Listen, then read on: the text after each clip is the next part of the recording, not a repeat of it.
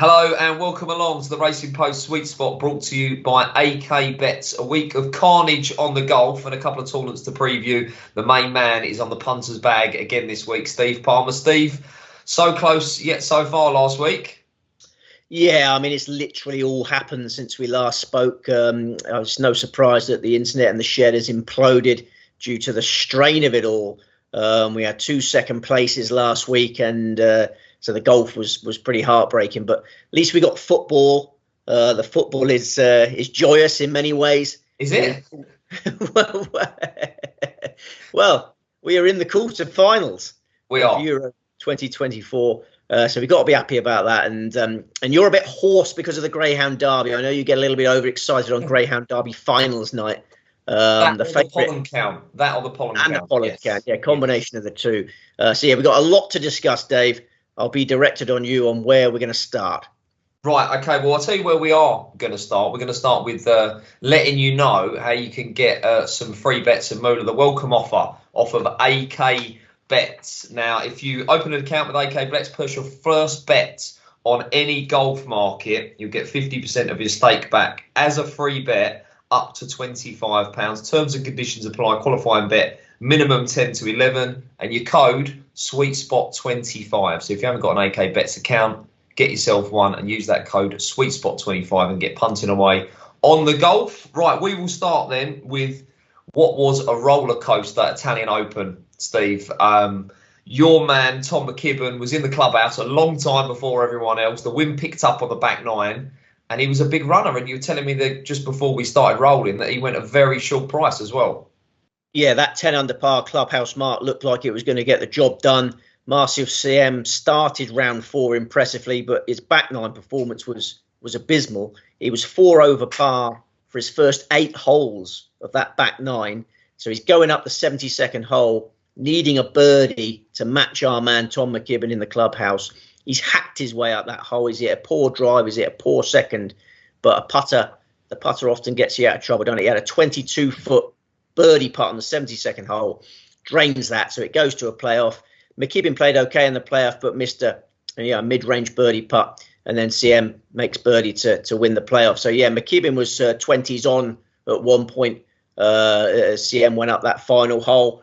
The tournament finished 5 minutes before the England football game. So it got me in. Yeah, at least I had something to distract me after that. Yeah, I can imagine. Well, yes, it was hugely annoying. I mean, Tom McKibben, looked out of it, but then Marcel Siem and Antoine Rosner both imploded, and I thought McKibben was going to win. We'll have to wait. He took it well, didn't he, McKibben? All smiles. Did you know his caddy went to the train station? They had to fetch his caddy back from the train station because his caddy assumed that they weren't going to get the chance of a playoff. So yeah, dramatic events on the DP World Tour. And just a good example of kind of being aware of what is going on, Steve, because I'm sure there are plenty of people watching the golf and not watching the in-running market and not really being aware of what was going on in front of them. The fact that they'll pick up shots down the back somewhere and win this, when really, because of our conditions then, and it really deteriorated. And it was a really tough course to play. They were struggling to keep it in play, just in general. Yeah. All of a sudden, that 10 under was a big score. Absolutely, yeah. I was texting a friend who had a significant bet on McKibben, because you asked at the end of the podcast last week, didn't you? What's the best bet of the week? And this fella likes to have just one bet, like a lot of golf punters do. So he'd had a significant bet on McKibben, was quite demoralised going into the final round. I was texting him just saying, look at the weather forecast. Look at the weather forecast. Yeah, breezy. Expected to be breezy for the closing stretch for the leaders, and the greens were drying out as well, weren't they? So he'd given up early doors. I texted him in the morning trying to keep his morale up and said, look, it's going to be hard for him. And then as it all happened, it looked like it did look like McKibben was going to win. And then I don't mind losing to good ones that other punters have backed. Like that. I always find solace in knowing that other punters are going to be happy, but I don't think any punters were happy with that, because he's 125 to 1. He's just come back from hip surgery. He's not played well since the hip surgery. I don't think anyone's backed Marcel Siem. If you have, come into the comments section and make me feel a little bit better about what happened, because as I say, I hate it when like a Skinner beats our man, Yeah, you can imagine AK in a dark room somewhere, grinning ear to ear, of course. And you're not a man, Steve, I know for a fact that greens up or trades out, are you? So you was just wearing that one. I was just wearing that one. Yeah, I always think, like, if I was at home, would I have done anything? Would I have done anything different? Because I was sat in a holiday park, actually, that's got a big screen, getting ready for the England game, and obviously following it on my phone. And you can't fiddle when you just watching Sky go on your phone, because it's a little bit behind, so you don't have a chance to trade. But I wouldn't have done anything. I kid myself if I think I would have done anything. I thought McKibben was a certainty when Siem, because Siem's head looked like it had gone. All credit for him for stabilising and making birdie on that last hole. I mean, he's a proven champion. That's a 6th DP World Tour title for him at the age of 43, but he hadn't played well for so long. But yeah, we live and learn. Tom McKibben is a quality player. He's going to win. He's going to win more titles. I don't regret that tip at all. Any other takeaways other than trying to channel your inner Michael Fish at some point during a final round? No takeaways really. I think Tom McKibben, we're keeping an eye on him. I know I've got a reputation for being in love with Tom McKibben, and I don't deny that, and I don't apologise for that. I do think he's he made a slow start last week. Yeah, his last 2 tournaments, he's come on really strong at the end, isn't he? He shot 65 closing round in the KLM. Fast finish there. He just needs to be a bit quicker out the blocks next time. But that won't be the last time we back Tom McKibben. No, I'm sure of that. Right, we'll move on then to the Rocket Mortgage Classic, which was won by Cam Davis, 2nd time in 4 years. He was findable, Steve. You mentioned him as well, I think. Another bit of a roller coaster there. Poor old Batia, free putting late on. Oh, it was carnage. Certainly findable, Dave. We tipped him in 2022 for this, and we tipped him in 2023 for this. He's a beautiful player. Yeah, such a glorious swing.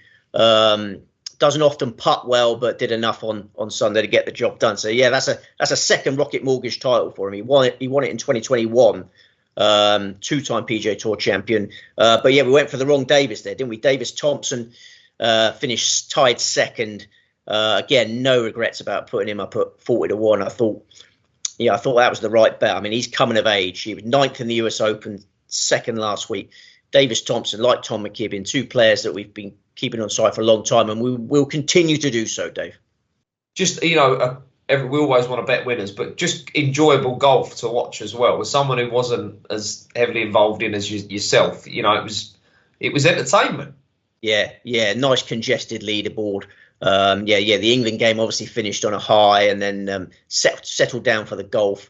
Thompson played okay. Very serious character. Perhaps need to lighten up a bit, but even more so Cameron Young. I mean, we could devote the whole podcast to the Cameron Young enigma, because obviously we had 2 players in contention on Sunday. Cameron Young appeared to be the one with the better chance. 7-time PGA Tour runner-up, and just such an angry man, isn't he?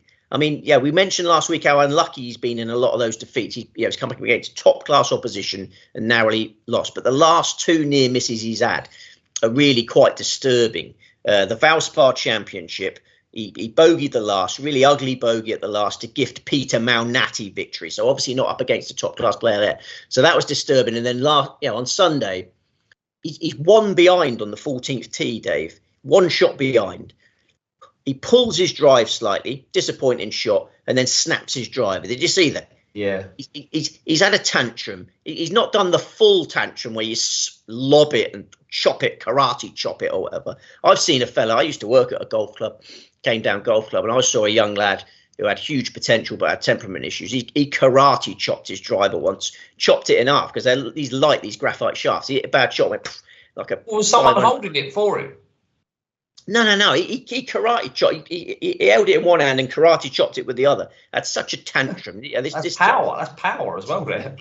Yeah, but a 500 quid club just destroyed, and I doubt he's going to make it in the game with that sort of temperament. But Cameron Young just forced it into the ground. He was so angry, he just went, and then it snapped.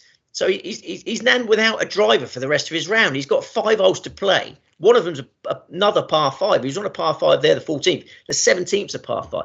And then, mentally he's just imploded, isn't he? He's got it on the green at 15, Sorry, 17. He's got it on the green on 17 with 2 3-woods. He's gone 3-wood, and then he's 3-putted for par there. He's just bogeyed 16. I thought he was going to snap his putter at that point. Yeah, he should. Yeah, if he was going to snap anything, he should have snapped his. I mean, he didn't find any fairways, and he didn't hole any putts. It was an abysmal performance and tied 6th. So yeah, I don't know where we go from here. You've got to stick him in the bin, Steve. You've got to stick him in the bin. I think he needs an army of sports psychologists, doesn't he? I mean, he's got anger issues. He's got anger issues, and he gave me anger issues on Sunday because he's got all the technique, but he's got a really suspect temperament. And I think you're right. I think it's tempting to bin him, but then there's players that can turn it around. You remember Wyndham Clark used to be terrible in contention. Yeah. Wyndham Clark's a good example of a player that recruited a sports psychologist and then massively improved his finishing ability, and then what was a major champion a few months later. So, yeah, we'll keep an eye on him. I think you're right. Give up on him for now. But if you hear news that he's got a sports psychologist in there, then get him involved. But, get him back on side. What is it? He needs he's in a chimp. Is that the one? Yeah. The chimp paradox. Yeah. I've got that book next to my bed. I started reading it I give up halfway round because it was, it's a bit dull, but it works. It does work. Right, let's move on to the golden oldies then, shall we? Because Handy Blandy did the business again in the US Senior Open. Richard Bland doing the business. You was obviously with him recently, Steve, and you mentioned him. He was very close again. You said to have him in the squad, but he wasn't, and he did it well again, to be fair to him. Yeah, it was the icing on the cake of a miserable golfing week, really. Playoff loser in Europe, second place in PGA, and then a favourite that we really should have been invested in the US Seniors, which finished yesterday. It was a delayed finish due to bad weather. Hiroyuki Fujita was in the lead going into yesterday, and then Blandy came out the traps and was swamped all over him. Won at the 4th playoff hole in the end, so he made our work of it. But we were talking about the cream rising to the top, weren't we? In the seniors events, in the senior majors, if you'd done an each way bet on Blandy top 5 last week, you've had such a comfortable ride. There's not that many good players in the seniors circuit. So delighted for Blandy. Angry at myself. I got anger issues. Delighted with myself. Angry with myself for not putting him up because it was between Bland, Harrington, and Westwood. Harrington beat Westwood, but he didn't beat Blandy. He was miles behind Blandy. Yeah, the sad thing is, Dave, not sad in comparison to some of the world's issues, but we won't see Blandy in the Senior Open because they're not letting him in, are they? He hasn't paid his fine. So I didn't see after did he pipe up about that again? He did before, didn't he? I was busy yesterday working on this week's tournament, so I was just following it on the internet. But I would imagine he might have had a little pop. We won't see Blandy or Lee Westwood in the Senior Open, which is in this month. And we won't see Steve Stricker probably because he doesn't usually bother jetting over for it. So it'd be quite a weak Senior Open. We'll cast our mind to that soon. 51-year-olds at the ready. Right, we'll move on to this week's action then, shall we? Remember, of course, you are watching on the Racing Post YouTube channel. Do remember to like, comment and subscribe, as Steve has already mentioned. Put in your comments below how you've been getting on punting away in the golf in recent weeks and who you're on this week as well. And first stop for us will be on the DP World Tour off to Munich, and we're going to be at the BMW International Open. And tell us about the course first, Steve. Yes, Golf Club München Eichenried, Munich, Germany, 7,347 yards, par 72, 4 par 5s. It's hosted this event 27 times, most recently from 1997 to 2011, then 2013, 2015, 2017, and from 2019 onwards. Flat, relatively easy, the par 5s all reachable in 2 shots. We've had 11 rounds of 62 at this track, which speaks volumes. Cloudy and calm all week. A field of 1, 5, 6 going to post. And give us an key attribute for this one. If you're a powerhouse who's putting well, you're going to feature. Okay, right, good stuff. I'll give you a show then with AK bets, and it is 18 the field here. Patrick Reed again looking for points. Heads the market. Ryan Fox joins him at 18 to 1 with AK bets. Thomas Peters at 20s. Wiesberger 22s. It is 28. Bar. How many in the team for the BMW, Steve? Just two, the same as last week. We had 2 out of 156 last week, and we almost got the winner. We're going with the same tactics. Who's the lead selection? Guido Migliotti, 30-1 with AK bets. Astonishingly low in the betting in opening shows, in my humble opinion. I had him as one of the most likely winners of this tournament, but there's juice in the price. This is one of the best players on the DP World Tour when he's in possession of his A game, and the evidence for the last few weeks is that he's got it. He signalled a return to form in the China Open at the start of May, finished second in that, and he's hardly put a foot wrong since. Results from his last 5 events: 2, 24, 8, 1, 22. The win came in the KLM Open the week before last. You remember he made 2 birdies in the playoff to beat Joe Dean and Marcus Kinholt. Last week, he enjoyed playing in his National Open, improved his score each round by a shot, finished in 22nd place. He said he's thrilled with equipment changes he's made this year, never been happier with his bag, playing great, going to an ideal assignment this week. It suits powerful attacking players, this course. Last year he arrived off the back of miscuts in the KLM Open and the European Open, but still managed to finish 10th at Eichenride. Only 4 players outscored him over the weekend last year. This time he's arrived at this course in Feinfettel. I think we're going to see a 5th DP World Tour title on Sunday for a player with proven bottle. Yeah, I love the courage. You must remember the 2022 French Open. I like to test you that the 2022 French Open, the shot of the season was his approach to the 72nd hole. Yeah, it was such a brave approach over water at Le Golf National to win that. Yeah, we're talking about an Italian stallion that's carrying plenty of undercarriage, Dave. You know, real. You don't worry about him in contention. Loads of bottle. Okay, right, we're talking about stallions and undercarriage. Okay, you're going for quite an aggressive attacking scoring player, so I'm assuming you're thinking that the winning score is going to be a low one here, Steve. Yeah, I think so. Yeah, cloudy and calm all week. Yeah, I think you have to get to at least 15 under to have a chance. But yeah, I think they go deeper than that. Right, who else on the team? The second player in our 2-pronged attack is Thomas Pieters, 20-1 with AK bets, who almost won when he returned to the DP World Tour in the Soudal Open at the end of May. He lost by a shot in that one. We don't get to see him much outside of the live. He's a live rebel. His form on the live circuit has been encouraging lately. He was 9th in live Miami. He was 5th in live Singapore. Yeah, this is a range goat, Dave. He's a range goat, and he's clearly been putting in some time on the range, living up to his team name there, because his swing's been looking grooved in lately. We're talking about a 6-time DP World Tour champion. One of the best players in attendance, if not the best. I mean, I know I've got a reputation for being a fanboy of Thomas Pieters, but yeah, you struggle to name 5 players better than him in this event. You struggle to name 1 player better than him in this event. He's all class, and Golf Club München, ideal for Thomas Pieters. I mean, the Soudal Open venue that he finished second at last time out in the DP World Tour is tight tree line. Puts him in a straitjacket. Golf Club München is the opposite. He can open his shoulders, really enjoy himself this week. And he finished second on his last visit. You might remember the 2022 BMW International. Hao Tong Li absolutely inspired and beat Pieters in a playoff. I think Pieters is a huge runner this week. So, 2-pronged attack allows us to have healthy, responsible stakes on those 2. Good stuff. And in honour of Bruce, I feel like I should just be shaking my head, because I'm not sure he would condone the tip of Thomas Pieters, would he? Oh, no. I thought you were talking about me asking you to remember things. Well, yeah, that comes with the territory of hosting this show.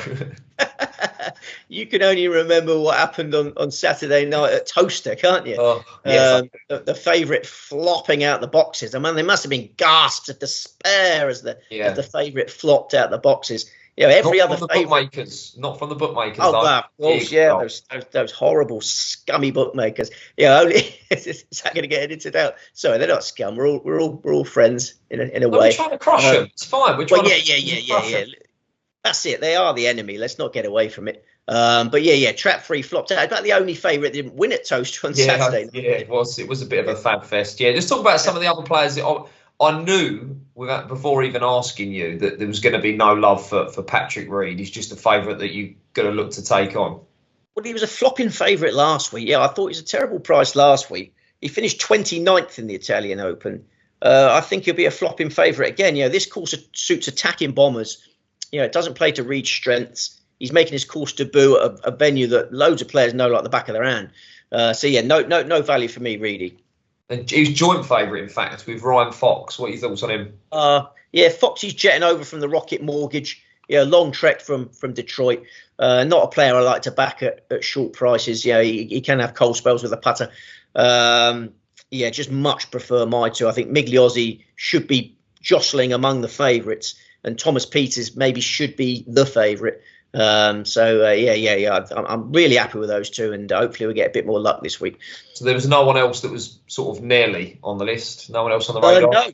No. I mean, I've left the shortlist in the shed. Obviously, we've had some issues today. This is why we've got this rather bland backdrop. I should have put a picture of Richard Bland on there. We've got a blandy backdrop. But I can't remember. I don't think so. No. It all clicked into gear quite nicely this week. No, there's no one else you need to back. Good stuff. Right, let's move on then to the John Deere Classic, and we're off to Illinois. Sorry, one thought just popped into my head. Sorry to stop you. I remembered I was looking at Tom Lewis quite seriously, but there's open qualifiers this week, Dave, which is quite a demanding job. So if you're playing open qualifiers in Scotland, and then you've got a jet over on a Tuesday evening to Germany, it's not ideal, is it? So I was toying with Tom Lewis at big prices, but he's playing in an open qualifier, and I just think that he'll turn up jaded. Right, 150 to 1 is with AK bets. If you would like to see Steve in more misery when Tom Lewis shoots a record round on Sunday, but there we go. Right, as I mentioned, we're off to Illinois for the John Deere Classic on the PGA Tour. TPC Deere Run. This track's been used quite a few times, Steve. What can you tell us about it? Just going over to have a glass of water. It's so far away. Can you just say something about greyhounds for a second? Okay. Well, I'll tell you what I'll do. Before we get Steve's view, we'll give you the market for the John Deere Classic. And Sunjay Im is market leader at 16 to 1. Sepp Straka at 18s. Aaron Rye, who showed up well last week at 20s. Jordan Spieth at 22s. Davis Thompson at a pony 25s. And it is also 25s. Denny McCarthy. Right, that is the market with AK bets. It is 16 to 1 the field. I mentioned we're at TPC Deere Run. Are you fully lubricated now, Steve? You happy? I've been a bit parched ever since Jude Bellingham's goal. Really, I really let it all out when that went in. For betting purposes as much as anything else, because I had a to qualify fourfold that involved England, Germany, England, Spain, and Portugal. So I thought that would cruise in it. It's even money. That's even money. Coaster, yeah. Last night's Portugal game was another one that put me through the ringer a bit, but all's well that ends well, and England will improve from here. You have my guarantee. If Southgate can just shuffle the pack a little bit. Sorry, I know this is a golf podcast, but just in case Southgate's what's going on. Did you shed a tear like Ronaldo after he missed the pen? No. I was. I mean, that was. What was he crying about? Do you reckon he was crying about his? Because he's trying to extend that record of scoring in every tournament, wouldn't he? I don't know. Yeah. All that huffing and puffing before the free kicks. I mean, geez, every free kick it takes about 10 minutes to get ready for it, and then it's terrible, wasn't it? But I've seen you puffing away before we record this, so don't even go there. Right. Talk to us about the course then. Talk to us about the course. TPC Deere Run, Silvis, Illinois, 7,289 yards, par 71, 3 par 5s. Been held at this course since 2000. It's one of the easiest tracks on the PGA Tour. Strong wedge play and putting is typically the key to success. But we've got some breeze in the forecast this week, Dave, from Friday onwards. Keep an eye on the tee times. Could be a draw by a situation. But some breeze from Friday onwards means that the scoring will be kept in check. 156 going to post. Right, a key attribute? Well, in the olden days, you want to back players like Steve Stricker, Zach Johnson. Stricker won this 3 times. So it's like strong wedge play and strong putting was enough to get this job done. But I just think with a little bit of breeze in the forecast, you want a slightly better ball striker than you normally would have in this tournament. So I still obviously want a hot putter. But I think you're going to have to golf your ball a little bit more than usual, given that forecast. Right, it is 16-1 the field. And who is the main selection for this John Deere Classic? It's another sweet spot regular. It's Sepp Straka. Sepp Straka is 18-1 with AK bets. We started backing him this year after we finished 16th at Sawgrass. Brilliant ball striking display at Sawgrass. Didn't putt well there, still finished 16th. And he was 16th a month later in the Masters. 5th in the Heritage, 8th at Quail Hollow, 5th at Colonial, 5th at Memorial. Last time out, closed with a 61 for 23rd spot in the Travellers. So Straka playing as good as anyone in this week's field, certainly. Typically underrated. He's become a major contender in the last couple of years, Dave. I think he deserves to be John Deere Classic favourite. I was gutted when Patrick Cantley pulled out. Patrick Cantley was in this field yesterday and has withdrawn. So we're going to have to take a slightly worse price about Straka. But I think 18-1, you can't quibble with that. 18-1 with AK bets. His form is superb. His course record is as well. He's the defending champion, Dave. You might remember, another test of your memory, he was going up the last looking for a 59 last year. He needed a birdie for a 59. Ended up carving a double bogey on the last hole and shooting 62, but it didn't matter because he was so far ahead. So, yeah, Straka's going to defend his title this week, Dave. Right, and he is a standout price as well with AK bets at 18-1. He's as short as 14 elsewhere. So there you go, 18-1. Sepp Straka is the headline selection for this one. How many in the team for this team? I'm sure there's not just one. Just three. Right, next best is.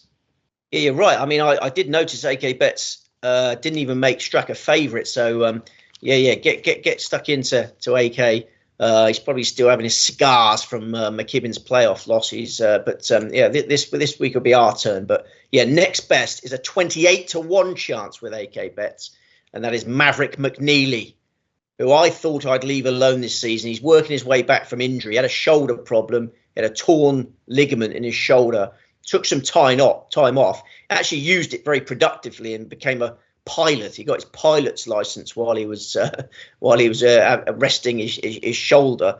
But from the Farmers Insurance Open onwards this year, he's not missed a cut. It's been a really impressive return. So that's 13 tournaments in a row, banking a check. He was 6th in the Phoenix Open, 13th in the Mexico Open, 9th in the Players Championship, 23rd in the USPGA, 17th at Colonial, 7th in the Canadian Open. So really encouraging stuff from McNeely. This is a former world #1 amateur, awesome college player, matched records that Tiger Woods had set at Stanford.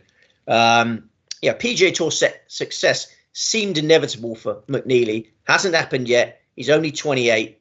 I can see him getting in the thick of things in Illinois. He's always been a great putter, Dave. One of the best putters in the business.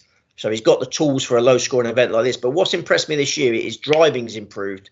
He's driving the ball better than he ever has. So that breeze in the forecast does not concern me. He's finished 18th and 8th in the last 2 John Deere Classics. Yeah, he's a player that I went, I think, about a 12-month period of just backing him for every single tournament. I remember when he turned pro, and his dad's worth a fortune, and his family. So I kind of felt like he's just going to sort of swagger in, turn pro, and win some events. And he always seemed to be out the frame and then shoot like a 59 from nowhere. And you thought it is in there somewhere. But this season, as you say, Steve, he's just starting to put it all together. Well, I remember when I used to go on Racing Post Greyhound TV, and they used to ask me for players to follow for the whole season. That's perhaps where you picked it up there, because I was saying, I was like a broken record. Just keep backing Maverick McNeely, and you'll get results eventually. And I still think I think I said Daniel Hillier and Maverick McNeely, and Daniel Hillier has got the job done on the Deeper World Tour, and McNeely's taken time. But yeah, it's interesting one that, and if he's the richest player on the PGA Tour. He's the richest player in golf, despite the prize money. It's not through prize money, it's the fact that he's got a billionaire dad. But maybe that gives you a comfort and gives you makes you relaxed. You don't think about the prize money. There'll be a lot of players in this field the prize money means a lot more to. I've always had that theory that must make him more relaxed in contention, but it hasn't worked out yet.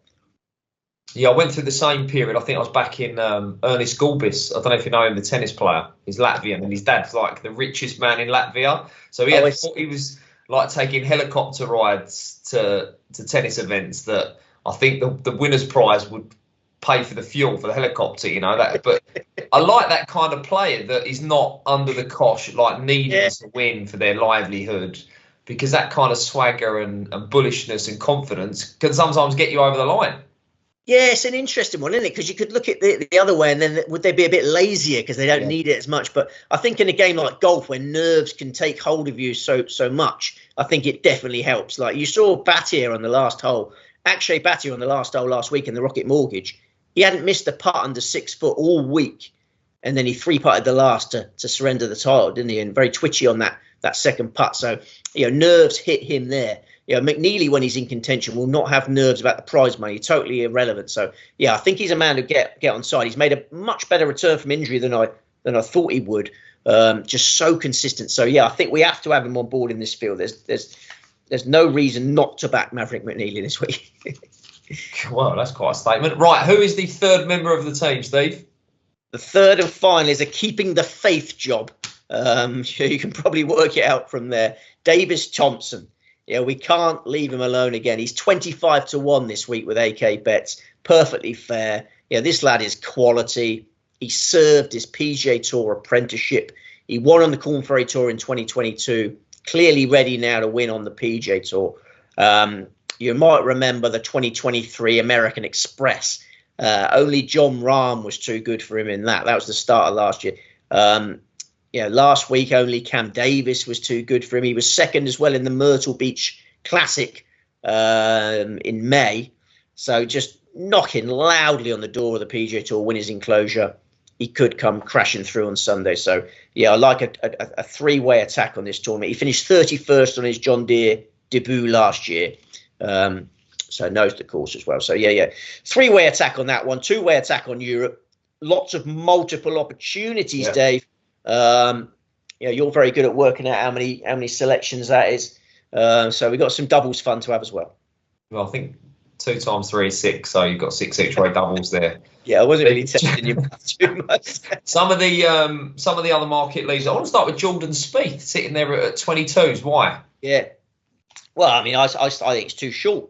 I think it's too short. Yeah, I mean, he's been prominent. Every time he tees it up, he's prominent in the bet, and I don't know why, because this niggling wrist injury is not being solved anytime soon.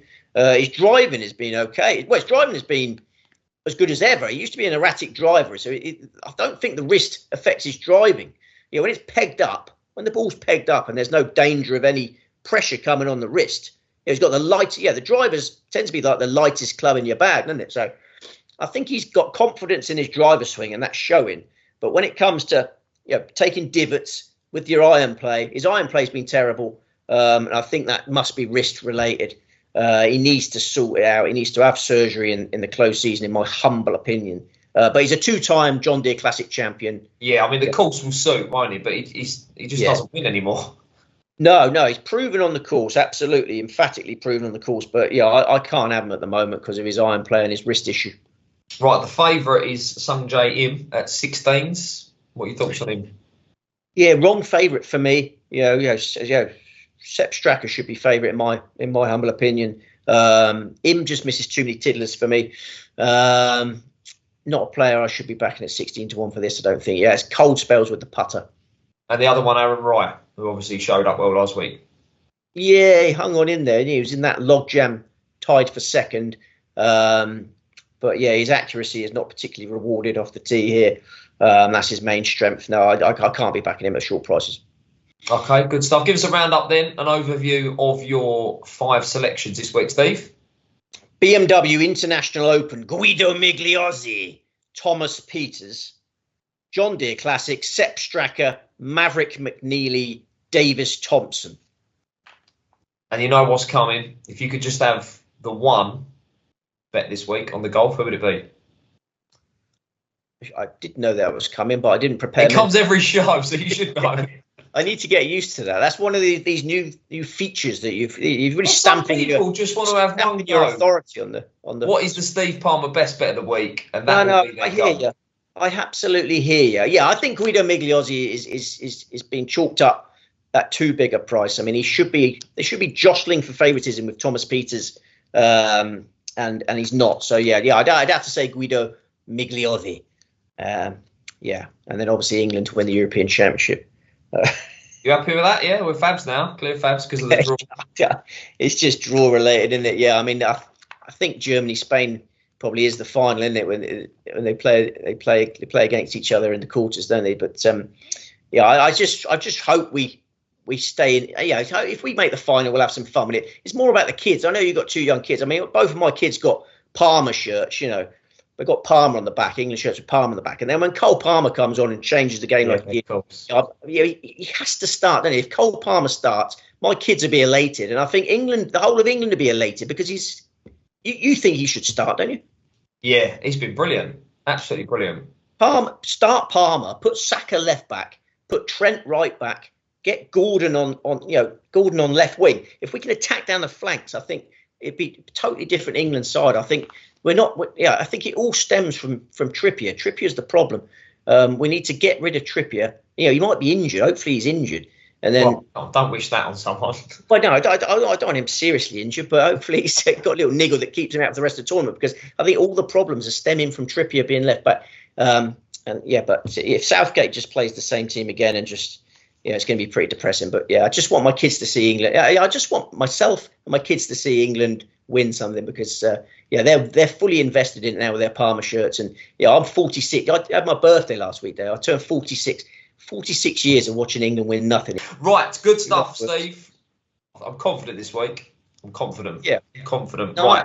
I'm confident. 2 tournaments this week. There are 4 next week as well that we'll be getting stuck into. The European Championship, ISCO Championship, Scottish Open, and Andalusia International. So, Invitational. So strap yourselves in. Lie down, Steve, on Monday and get prepared for those 4 tournaments next week. You have, of course, been watching the Sweet Spot, brought to you by the Racing Post in association with AK Bets. Do put your comments below. You're following the golf, what Gareth Southgate should do, anything. Do remember to like and share, and we'll see you next time.